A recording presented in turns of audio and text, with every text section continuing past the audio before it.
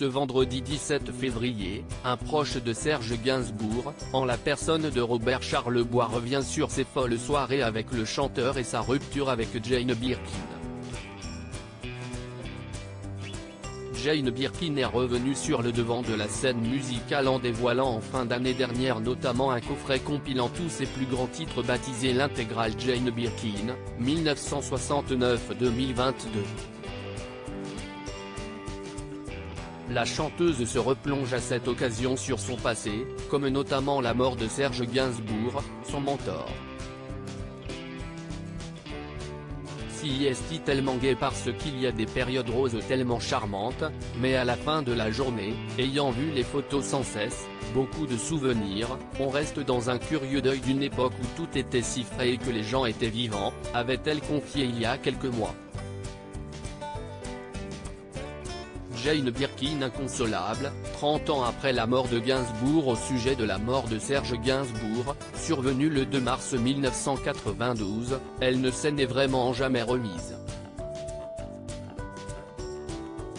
Je suis navrée par la mort de Serge alors que je me suis habituée depuis 30 ans. Mais là, à force de me replonger dedans, je me rends compte dans quelle douceur ça a été aussi, et quelle sauvagerie, et quelle drôlerie, comme tout était léger. Il manque. Je n'aurais pas pensé que ça pourrait être plus triste 30 ans après. Il faut faire gaffe aux personnes autour de vous. C'était tellement bien d'avoir cette personne-là, si originale. Si on avait besoin de lui, il était toujours là. Rien à voir avec les tragédies comme Kate, sa fille, décédée le 11 décembre 2013, note de la rédaction. Admettait Jane Birkin.